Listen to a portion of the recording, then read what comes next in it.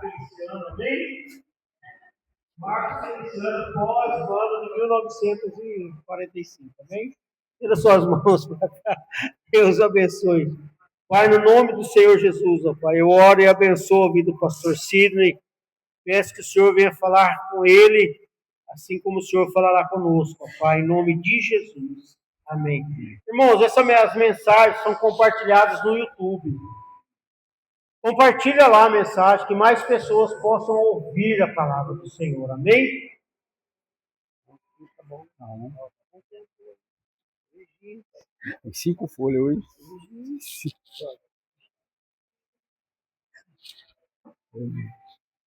A paz do Senhor, irmãos. Ah, mas pode melhorar um pouquinho, não pode? De novo, paz do Senhor, irmãos. Isso, melhorou. Os corintianos gritam até ficar rouco e não resolve, né? O palmeirense também grita, não resolve. Mas quando você grita para o Senhor, resolve. Né? Então vale a pena gritar para o Senhor. Uma vez eu fui em alguns estádios de futebol, né? E eu imaginava como que a pessoa se empenha para torcer. Eu já estive no Morumbi, estive no Maracanã, tive a oportunidade de estar lá na Fonte Nova, tive a oportunidade de estar, né, na Vila Belmiro. Eu trabalhei uma época com futebol, né? Então eu tive a oportunidade, eu ficava impressionado como as pessoas levantam a mão e gritam e se esforçam. Aí na casa do Senhor a gente fala assim, vamos louvar, para levantar o garfo, a pessoa fala assim, não levanta, vamos adorar a pessoa. Sabe, irmãos, este ambiente é o melhor ambiente que você pode estar. Pode ter certeza disso. Pastor, em minha casa, sua casa, ela é ótima. Mas também Deus está lá, mas você leva Deus daqui para lá, você não traz Deus de lá para cá. Percebe a importância? Precisamos, né, adorar mais o Senhor. Precisamos nos entregar mais a Deus. Eu creio nisso e creio que Deus vai operar quando a entrega ela é verdadeira. Amém? Eu queria falar um pouquinho hoje, pela graça do Senhor, pela permissão, um pouquinho sobre o antes e o depois. A oportunidade que nós temos de nos definir diante de Deus. Porque isso é muito importante. Abra sua Bíblia comigo, no livro de Marcos.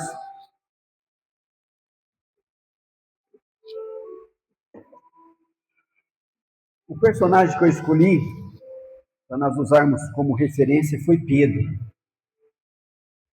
Esses dias atrás o pastor Marcos falou de Pedro aqui, e eu me remeti a uma experiência que eu tive. Falei, vou trazer essa palavra. Há alguns anos atrás, o Renan ali, alguns anos atrás, 15 anos atrás, mais ou menos. Então, o que acontece? Quando nós estamos na presença do Senhor, você é instrumento do Senhor. Então, tudo que acontece na sua vida, ela é usada também para edificar, né, as vidas. Então, nós temos que entender que nós somos canal de bênção. Amém? Às vezes você pensa que não, mas o Senhor está sempre te usando. Então, Marcos capítulo 14, cadê o nosso remaker lá? 14, 27, consegue por aí, Andrezinho? O pastor não tem, o olho está falhando, Andrezinho, ajuda aí.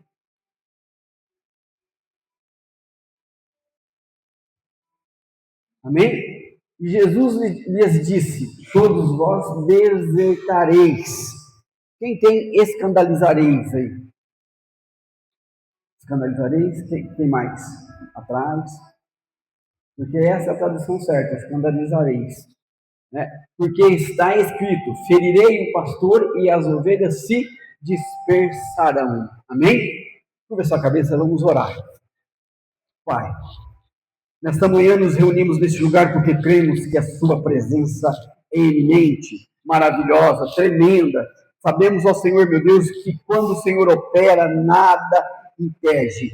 Por isso cremos, ó Pai querido, no teu Filho amado, Cristo Jesus, que nos resgatou do lamaçal do pecado e nos deu uma nova vida. E é através do nome dele nesta manhã, Senhor, meu Deus, estamos aqui para te buscar, para te adorar, para te render graças e para te cultuar.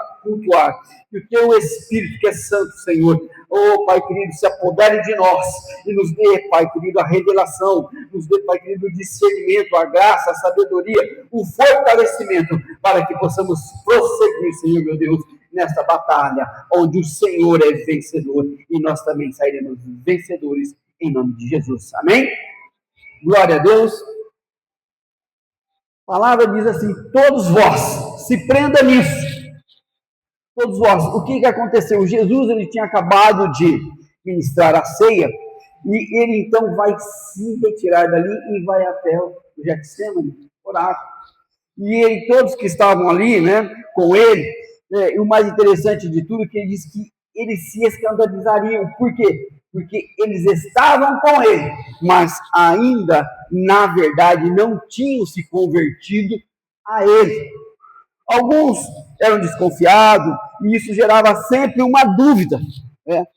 Uma das condições para se obter, receber, para nós adquirirmos o que Deus tem para nós, é conhecer de verdade. Pois só quem o conhece passa a confiar e crer. Por isso que somos um antes e um depois. Um antes e um depois. Eu sempre digo que o Evangelho, ele é transformação.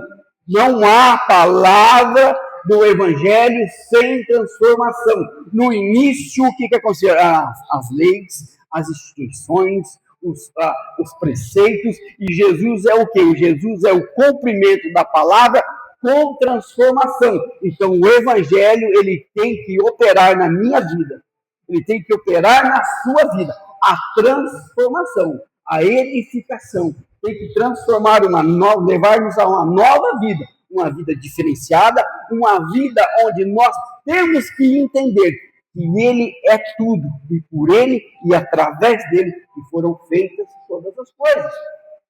Então, por isso que somos um antes e outro depois. Quando Ele diz que eles estariam escandalizados, eles sentiriam vergonha. Ele está dizendo: olha, vocês vão ter vergonha de mim, vocês não vão entender a situação que eu irei passar, sabe? Vai ser indecorosa e até mesmo desprezível. Jesus estava dizendo isso para eles. Olha, quando ele quis dizer que vocês, alguns vão desertar, outros vão sair por aí, outros vão, sabe? Então, todos eles não entendiam, eles não tinham entendido isso. E o mais interessante aqui, né? Mas ele tinha um controle de tudo o que iria acontecer, porque estava escrito: ferirei o pastor e as ovelhas se dispersarão. E ele sabia disso, mas ele não deixou, sabe o que, de falar que ele estaria recebendo ofensas, ele não deixou de falar que ele estaria recebendo as chibatadas, ele não deixou de falar que ele receberia uma coroa de espinho, que ele teria dores, sabe, que ele caminharia pela via crucis, que ele estaria ali, sabe, sofrendo, que ele teria prego nas mãos, que ele teria prego nos pés, que ele morreria por asfixia, porque a morte de cruz é uma morte por asfixia. Ele poderia ter dito: olha, vocês vão ver o que vocês vão ver, mas eu sou o cara, eu sou Deus. Não, ele não falou isso, foi pelo contrário: vocês se sentirão vergonha de mim. Por quê?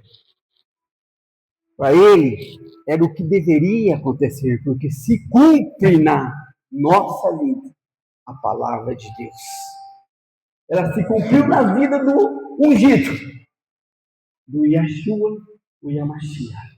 Se cumpriu na vida dele, também se cumprirá na nossa vida. Então, o que acontece para ele era o que deveria acontecer, porque estava escrito, ele era Cristo, ele enfrentou tudo, louvando, glorificando a Deus. Mas, em alguns momentos, eles se escandalizaram. Por quê? Porque se sentiram traídos. Porque eles ouviam falar de um Cristo libertador, de um Cristo Senhor, de um Cristo Rei, e de repente aquele homem estava naquela situação, sentiu enganados, traídos e até mesmo sem esperança. Por isso dispersaram-se. Sabe, mas ele diz no versículo 28, que ele ressuscitado, tudo isso vai mudar. E vocês não terão mais dúvidas, porque conhecerão o que eu estou dizendo, a verdade. Ressuscitado! Deixarei, né, vocês na paz e vou estar com vocês, mas porém eu irei adiante. Você ler a sua palavra, você vai ver. Estou adiantando, né? Porque eu vou preparar tudo, mudando tudo, porque tirarei de todos os escândalos e colocarei no lugar de honra. Colocarei no lugar de honra. Jesus não está interessado, sabe, de como você está pensando do passado. Jesus não está interessado em saber como você fracassou. Jesus não está interessado em como você tem pecado. Ele está interessado em que você vai fazer com essa nova vida que você vai receber. Porque ele vai te encontrar. Então, sabe, não vai ter mais um escândalo. Por isso, não viva preso no antes. Não viva preso no antes. Jesus muda a nossa história. É aqui que eu vou começar a pregar. Jesus muda a nossa história. Por quê, pastor? Porque, sabe, Pedro falou com ele, olha, eu vou morrer contigo.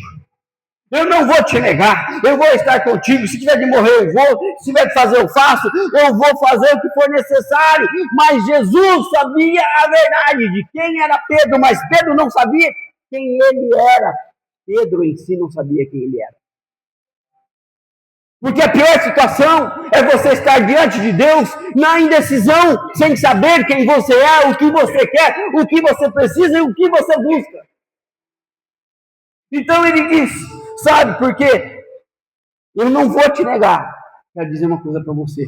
A sua convicção, as suas verdades, não são as verdades de Deus. Não são as verdades de Deus. E na nossa vida vai valer a verdade de Deus. O seu momento te escreve uma verdade, o seu conhecimento te escreve uma verdade, a sua maneira de ser te escreve uma verdade, mas Deus tem o que é de verdade para você. E Pedro disse tudo isso. Jesus, Pedro, você sabe muito pouco. Você não sabe quase nada, sabe? Você sabe das suas convicções. Estou conjecturando aqui. Você sabe das suas convicções. Você sabe das suas vontades.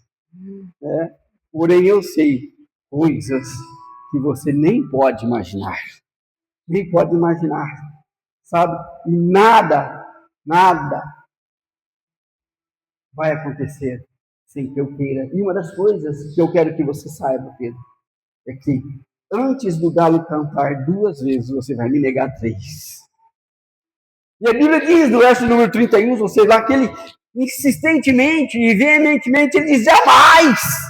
Jamais, nunca, jamais eu vou deixar, jamais eu vou negar, jamais eu vou deixar de ser fiel, jamais eu vou deixar de te defender. Se for preciso, te defendo, morro contigo.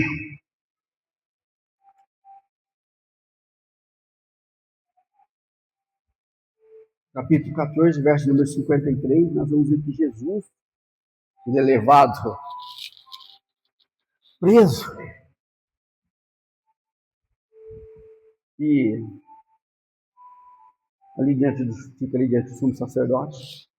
Ele se aproxima começou a segui-lo de longe e dentro de um lugar onde estavam sentados alguns trabalhadores, servidores ali,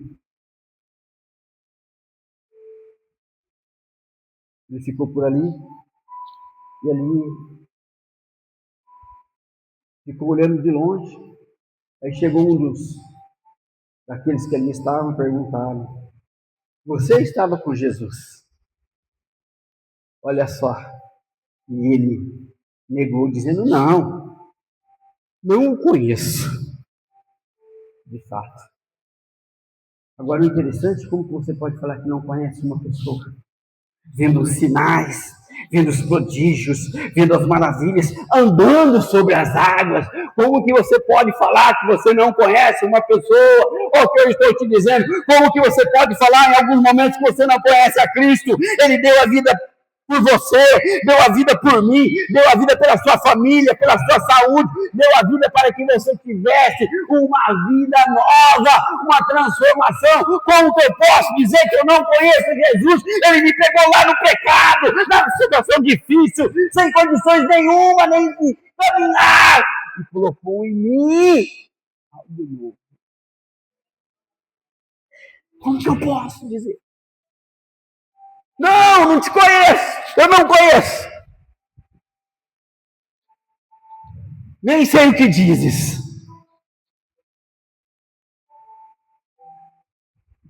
E aí, quando ele saiu, o galo cantou a primeira vez.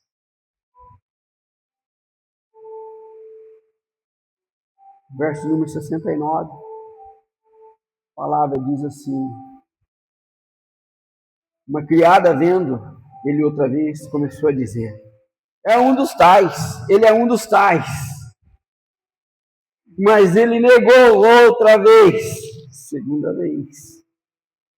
E o povo, e logo depois, pouco depois, os que estavam ali também disseram outra vez: verdadeiramente és um dele, porque és também Galileu.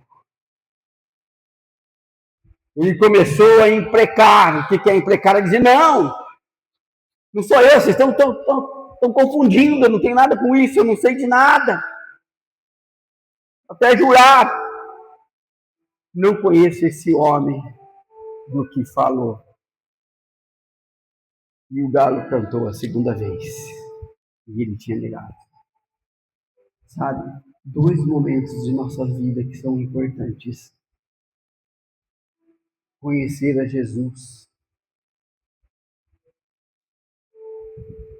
E às vezes não se envolver. Esse é um momento importante, porque a pessoa às vezes conhece Jesus, mas não se envolve. E qual é o segundo? E mais importante, conhecer e se envolver. Porque aquele que conhece e se envolve, as coisas mudam.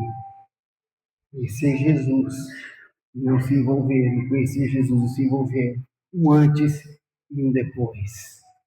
Sabe, Pedro falou, Pedro disse que jamais abandonaria, disse que jamais deixaria, que ele era mestre, que ele era Senhor. Nesse momento ele se mostra, sabe, o mais sincero possível, assim como nós somos em alguns momentos sinceros e falando: como te amo, como te adoro, oh, maravilhoso é te servir, bom é estar na sua casa, oh, aleluia, como é bom, olha, toda glória seja dada a ti, não existe nada melhor do que, sabe, ter a tua presença. Então, o que acontece? Eu estou declarando que eu conheço a Cristo. Mas uma coisa agora é você estar na presença de Cristo. E outra coisa é você estar distante dele. Porque tem pessoas que, na casa do Senhor, diz tudo isso: eu vim aqui essa manhã para te adorar, eu vim aqui para te render graças, eu vim aqui para bendizer o teu nome, eu vim aqui para dizer que tu és santo, mas da porta para fora, eu já esqueci.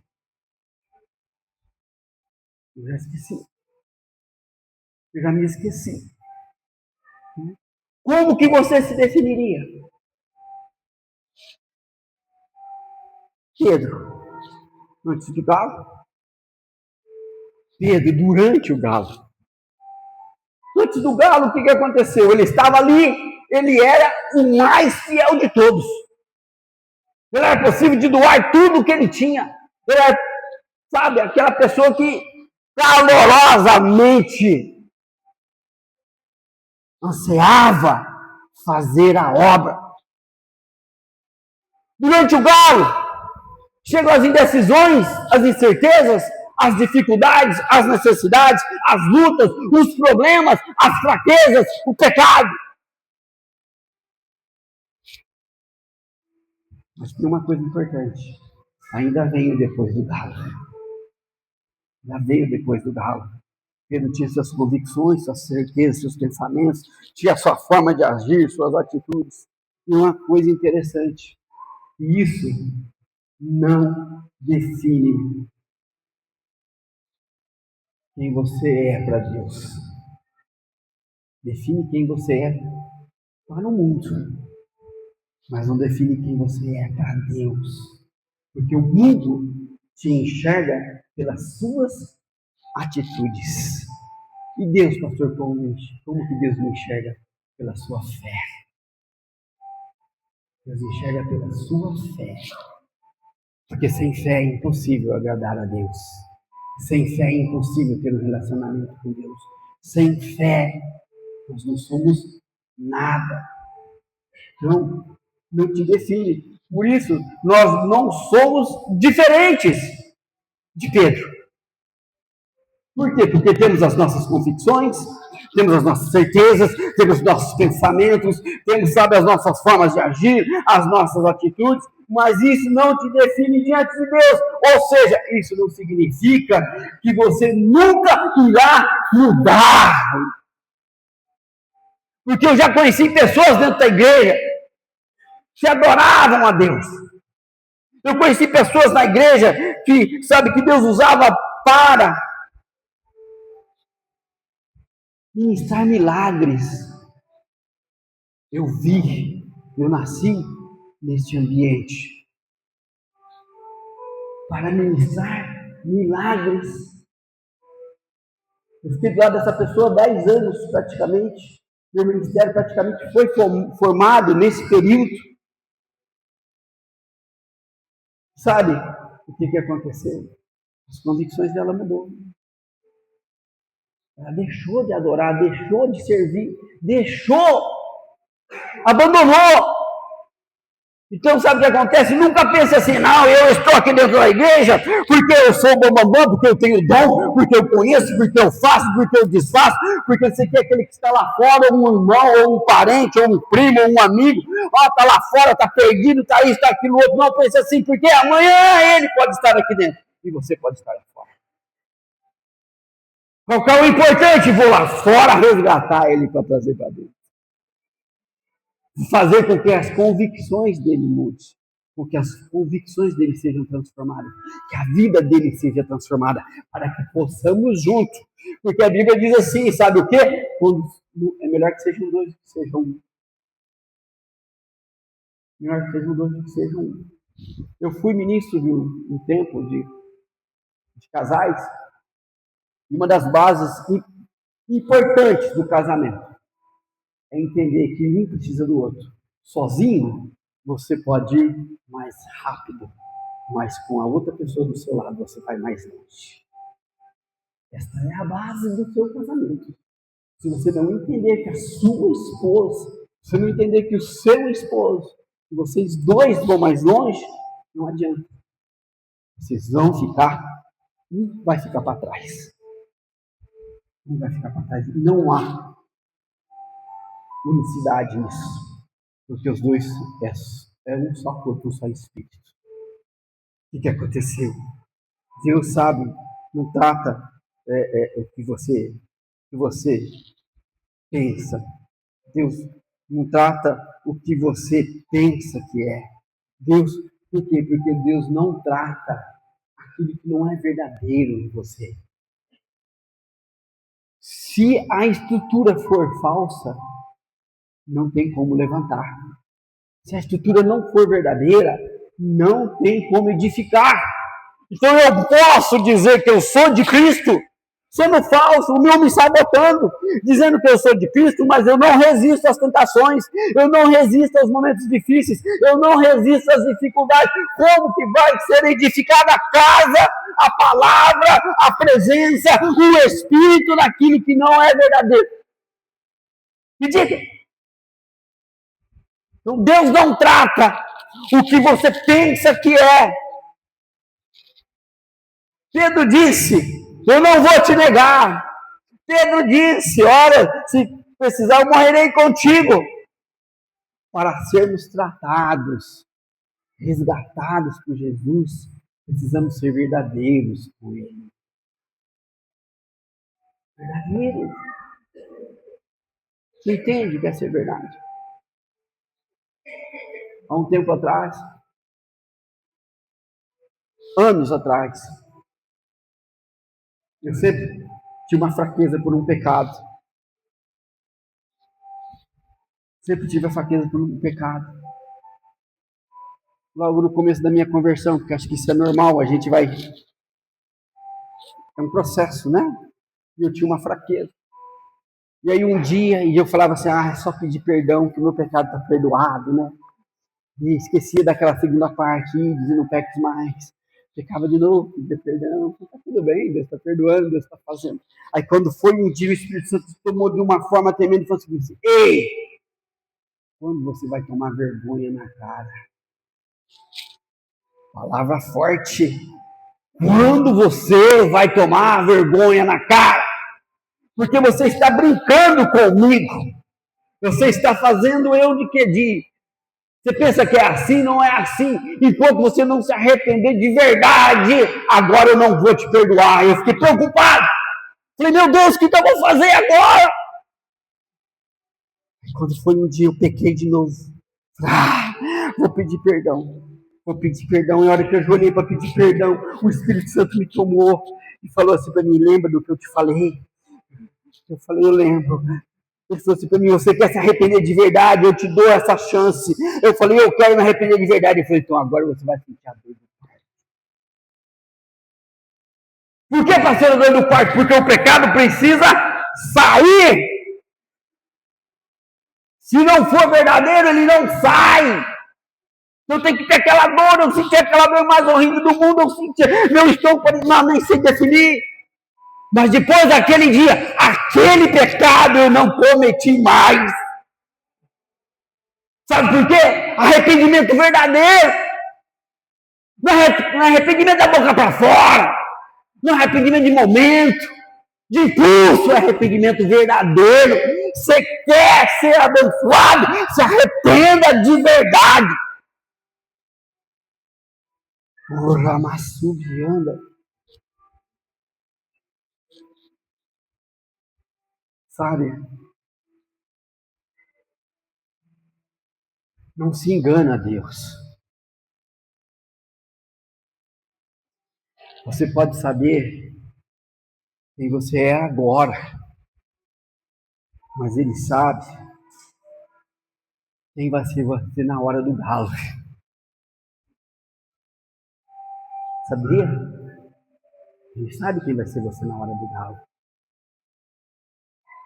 Porque Pedro, como todos nós, eu acredito, também queria ser abençoado. Queria, sabe, ter uma vida transformada, porque ele era um pescador, ele era, sabe, alguém que não tinha valor nenhum, que estava lá abandonado. Mas pastor, ele era um empresário, não é que ele era um empresário, tem um monte de empresário que vive aí, mas que não tem vida, que não tem alegria, sabe, que não tem bênção, que vive só na derrota, derrota de si mesmo, derrota no lar, derrota na família. Às vezes tem dinheiro para comer uma comida tão boa, mas não pode comer, está cheio de doença. Então eu creio que Pedro era alguém que, como eu, como você, queria e buscava a bênção. Por isso que ele escolheu seguir a Jesus. Mas ele estava seguindo a Jesus, fingindo ser cristão, sabe? Fingindo ser pai. Ele estava seguindo a Jesus, fingindo ser homem, fingindo ser filho, talvez fingindo ser irmão. Ele estava assim. Porque essa é a situação. Ele ainda não tinha sido transformado. Ele ainda não tinha entendido, conhecido, sabe? Mas o interessante é que Jesus mesmo assim o escolheu. Mesmo sabendo. Se houve pecado de Judas, também houve pecado de Pedro. Os dois não foram diferentes. Judas negou, traiu e Pedro negou. A única diferença é que Pedro não era o Pedro que deveria entregar. Mas ele que o Senhor vai tratar quem? Nós somos de verdade. Que nós somos de verdade. Sabe? E isto é o que vai fazer a sua vida ser transformada. Que você é de verdade. Sabe? Por que, pastor, você está falando isso? Porque muitas vezes você defende o amor, mas não ama. Muitas vezes você defende a verdade, mas é mentiroso. Muitas vezes você defende o respeito, mas não respeita. Muitas vezes você, sabe, fala de paz, defende a paz, mas faz tudo para criar contenda. Sabe? Muitas vezes você diz que ama a sua família, mas não perde a oportunidade de tacar o pau em todos. Isso é verdade? Então o que eu preciso? Eu preciso tirar esta pessoa que mora dentro de mim. Entendeu? Porque este não é você. Você é lavado, você é remido, você é abençoado, você tem uma nova vida, você nasceu para ser diferente, você nasceu para ser a verdade, porque a palavra do Senhor está em você e a palavra do Senhor é verdade. Você nasceu para ser diferente, você não nasceu para ser mais um. Você tem que, sabe, expulsar isso de você. Expulsar. Tem alguém morando dentro de você que não é a vontade de Deus. Tem alguém morando dentro de você que é a vontade das suas convicções, sabe aquela coisa? Eu faço o que eu quero, na hora que eu quero, do jeito que eu quero. É isso? Como que vai ter uma nova vida? Não vai. Então precisa mudar alguém morando dentro de você. E ele não é verdadeiro, ele é um impostor. Um impostor. Falso.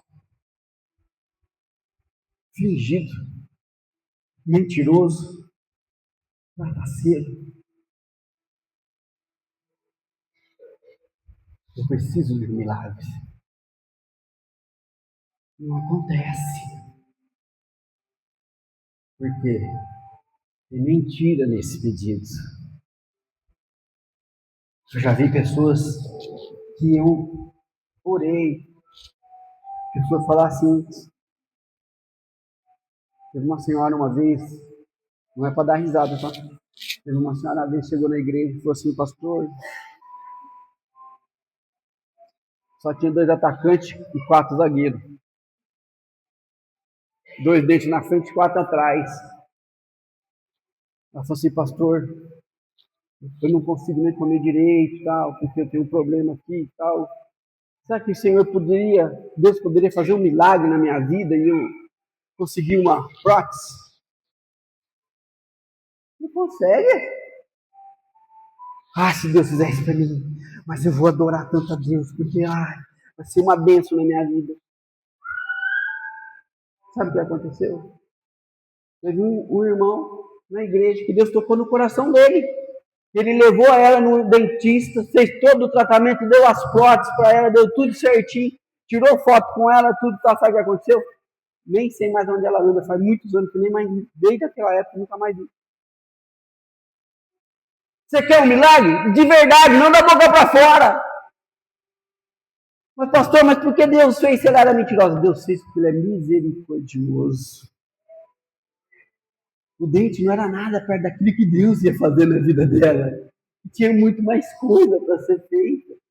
Entende o que eu estou te dizendo? Tem gente negociando e trocando, dizendo que vai, por uma coisinha desse tamanhozinho. Porque Deus tem muita coisa para te fazer. Muita coisa para te entregar. Então o que aconteceu? Não acontece porque tem mentira. Olha só, como que é você lá dentro da sua casa? Eu quero a bênção de Deus na minha casa. Como que é você lá dentro da sua casa? Eu quero a bênção de Deus, pastor, sabe aonde? No meu casamento. Mas quem é você no seu casamento? Quem é você? Pastor, eu quero, sabe o quê? Uma bênção, sabe, nos meus filhos. Mas você não educa os seus filhos. Tem coisa que é obrigação sua, não é obrigação de Deus.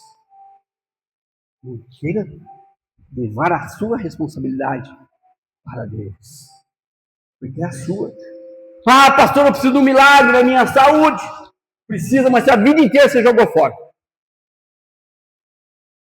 Será que se você Deus cuidar da sua saúde, você vai de novo ou vai jogar fora? Ou vai? Compreende o que eu estou dizendo? Aquele que vier buscar, recebe. Recebe. Agora, o que você vai fazer com o que você recebe também tem muita importância, que pode permanecer ou você pode perder. Sabe? O milagre nunca vai acontecer nas coisas falsas. Não vai. Mentirosas. Deus não coloca a verdade tendo como base a mentira. Por isso que eu fico impressionado, as pessoas falam assim, vem aqui, faz essa corrente, não sei o que, faz não sei o que, e joga dinheiro aqui, coloca dinheiro aqui, e faz não sei o que, e vai prosperar, vai fazer não sei o que, sabe o que acontece? Não tem milagre. Porque o milagre verdadeiro é você arrancar a raiz de todo o mal. Você tirar aquela raiz, a raiz do coração, a raiz do entendimento, a raiz do pensamento, a raiz das atitudes, para que seja edificada nessa nova estrutura a palavra do Senhor. O que tem acontecido muitas vezes é isso. Em todas as igrejas, todo mundo está querendo encher igrejas e estão esquecendo de pregar a verdade que transforma, que edifica e que vai te levar você para uma nova vida. Nesses 30 anos quase que eu tenho de ministério, eu nunca me preocupei em pregar para agradar ninguém. Vocês me desculpem. Nunca me preocupei em pregar para agradar ninguém. Porque importa agradar a Deus. Porque eu sei que a verdade do Senhor é que vai transformar a sua vida. Não é eu passar a mão na sua cabeça, é eu fazer, né, pastor Marcos? Nós temos esse confissão de fé, de ser e falar a verdade. Perfeito? Não, jamais. Jamais. Tem muitos momentos que eu tenho que expulsar um monte de indivíduo de mim. Mas eu consigo expulsar. Sofro, mas eu expulso. Porque eu sei que o meu Redentor vive. Eu sei que o meu Redentor é quem faz, né, tudo na minha vida. O milagre só vai acontecer se houver uma base de verdade. Pedro precisava o quê? Pedro precisava construir uma verdade, porque ele ainda não era a verdade. Então ele precisava negar. Ele precisava mentir. Para pôr para fora. Entendeu? Para pôr para fora. Como eu falei para vocês, ele precisava gerar o quê? A saída do pecado.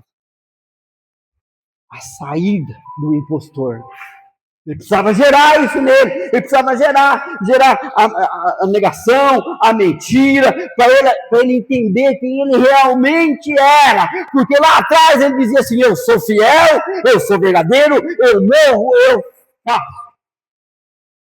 Mas isso não era ele. Não era. Ele precisava gerar isso. E reconhecer, né, que ele, sabe, era realmente alguém que precisava conhecer Jesus. Conhecer, e reconhecer, né, que ele era o Senhor. Sabe, irmãos, Pedro precisava se esvaziar, porque a Bíblia diz que ele era uma pessoa difícil Pessoa complicada de lidar. Diz que ele era ignorante, né? Era difícil. Ele precisava tirar aquele modo dele, sabe? A mentira, ou seja, quem ele pensava, quem ele era. Porque tem pessoa que acha assim, eu sou eu. Você já conviveu com alguém assim? Você conhece alguém assim? Você não pode falar nada.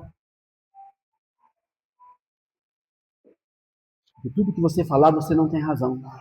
Tudo que você falar, você não conhece. Tudo que você falar, já conviveu com alguém assim? Tem pessoas que são assim. Fica difícil até de estar do lado dela. Pedro precisava, então, sabe, reconhecer que ele e entender que ele não era aquilo que ele fazia. Sabe? Interessante que quando ele fala assim, eu não conheço, eu não sou um deles, não sei nem o que vocês estão falando. Aqui ele mostra a verdade. Ou seja, nunca conheceu a Jesus. Eu estive com ele, mas eu nunca conheci ele. Nunca conheceu a Jesus verdadeiramente. Nunca foi um deles. Ele disse que nunca foi um deles, verdadeiramente. Nunca deu crédito, né, naquele que falava a verdade. Sabe? Nunca, nunca. E a Bíblia diz que ele, se retirando dali, ele chorou. Sabe o que significa? Estou gerando a saída do impostor. Estou tirando o impostor de mim. No momento que você precisa sair de cena e olhar para você mesmo e tirar certas coisas de dentro de você. Pastor, mas é Deus que vai operar, Deus que vai fazer. Deus vai fazer em cima da verdade. Enquanto você continuar se sabotando, mentindo para você mesmo, não vai haver verdade. Pedro, quando ele sai e chora, eu posso conjecturar aqui, que eu imagino que ele deve ter chegado lá naquele canto, voltou a pescar, voltou a vida dele normal, e de repente, mais para frente, nós vamos ver que eles se encontram ali, e o Senhor vai até ele, começa a falar com ele, né? Mas eu acredito que nesse momento que ele saiu, e se colocou ali e chorou, eu acredito que ele falou assim, como que eu sou um fracasso? Como que eu sou mentiroso? Como que eu sou falso? Como que eu fui tão fraco? Porque eu estive com ele, eu vi ele operar, eu vi ele fazer milagres. Agora você imagina, você caminhando com Cristo, e você vendo todos os sinais, todos os prodígios, todas as maravilhas. O que você sabe, eu ficaria nem sem dizer como que eu seria. E ele teve essa oportunidade. Teve essa oportunidade. Então ele chorou. Ele chorou. Porque com certeza ele estava gerando o seu milagre. Ele estava gerando a verdade nele. Por isso que a Bíblia diz, conhecereis a verdade. E a verdade vos libertará. A verdade não é só a palavra de Deus, a verdade é quem você é. O que você quer se tornar. O que você escolheu ser. O que você vai fazer. O que você tem feito. Porque isso transforma a sua vida. Isso muda a sua vida. Sabe? Pedro precisava então ver quem realmente ele era. A Bíblia diz que em João capítulo, a partir do capítulo 21, lá no verso 14, já era a terceira vez que o Senhor aparecia. Já estou terminando. Já era a terceira vez que o Senhor aparecia. E se manifestava então para os seus discípulos depois de ter ressuscitado. E ali ele começa a conversar com Pedro. Sabe o que é mais interessante? Depois de ter conversado com ele, ter falado, Pedro, tu me amas, ele ter falado a verdade, o Senhor ter ficado ali com ele, ter falado com ele, ele saiu dali. Sabe o que aconteceu? O primeiro discurso de Pedro, quantas mil almas se converteram a Jesus? Foi dando depois ali? 3.000? Se foi 3.000, 4.000, não me lembro bem agora. Antes ele caminhou junto, fazia tudo e ninguém dava nada para ele. Ele era simplesmente alguém que estava ali criticando tudo, porque tem gente que assim caminha com você, mas critica. Isso aqui não tá bom, não. Aquilo ali precisa melhorar. Lá não sei o quê. Você vê o que acontece? A cadeira da igreja ficou torto. O chão da igreja não tá bom. Não sei o quê. Porque o pastor podia ter feito esse negócio assim, podia ter feito aquele negócio diferente, podia ter feito esse negócio assim, e tal. E o que acontece? Ou na sua vida, não, na sua vida está arrebentada, rapaz. Você tem que mudar isso, tem que mudar aquilo, tem que fazer isso, tem que fazer aquilo.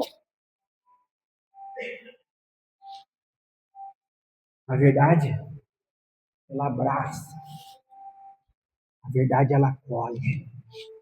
A verdade impulsiona. A verdade traz segurança. Você viu aquela história?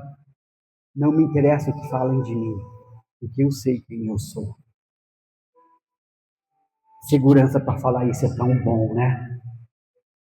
Tão bom. Porque muitas vezes as pessoas falam. Você fala assim, eu tenho que mentir, né? Não, mas quando você tem aquela segurança de falar, eu sei quem eu sou, deixe que fale, porque a verdade vai vencer. Sabe? Tudo tem a hora certa. Sabe? Depois do galo, eu aceito. Depois do galo, eu obedeço. Depois do galo, eu assumo quando eu erro e reconheço as minhas falhas. Sem arrependimento verdadeiro não tem transformação. Um novo começo não é para você repetir os mesmos erros.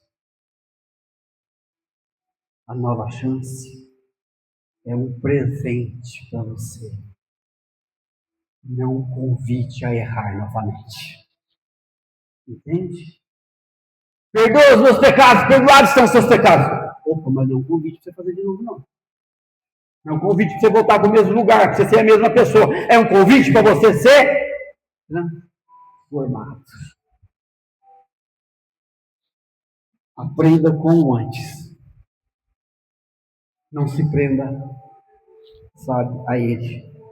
Porque o que ficou para trás foi uma lição. E essa lição não é o seu destino. A lição de Pedro não foi o destino de Pedro, mas foi a porta de entrada para ele ser transformado. Então, vira para a pessoa que está do seu lado e diga assim, sem arrependimento verdadeiro, não tem transformação. Quem você é antes do galo e depois do galo. Curva sua cabeça, eu quero orar por você. Pastor Marcos, quero orar por você só um pouquinho, uns minutinhos. Sabe, irmãos, a coisa mais difícil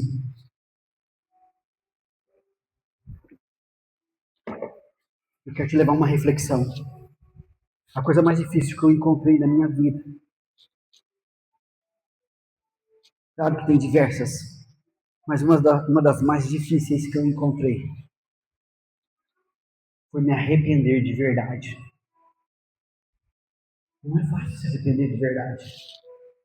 Sabia? É um processo. Um processo de reconhecimento, um processo de, sabe, de humildade, um processo de você de abrir o seu coração, de confiar em Deus, de se entregar para Deus. É um processo. Então é muito difícil arrepender de verdade. As pessoas carregam consigo situações de 40 anos, de 30 anos, com o coração doído, com o coração cheio de mágoa. Por quê? Porque não se arrependeu do que fez, não tem a capacidade de perdoar. E a Bíblia diz que aquele que não perdoa, não recebe perdão. Não sou eu que estou dizendo, é a palavra.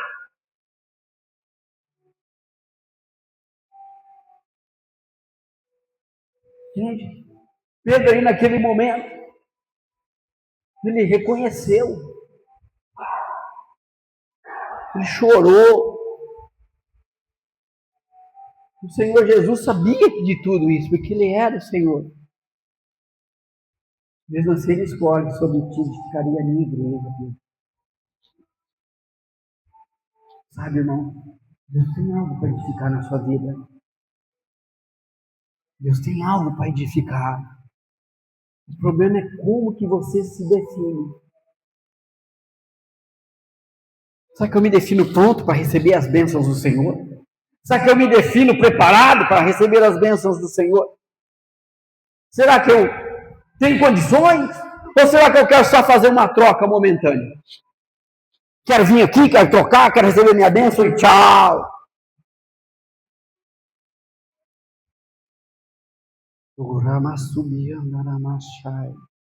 Pai, nessa manhã a tua palavra ela é de transformação, Senhor.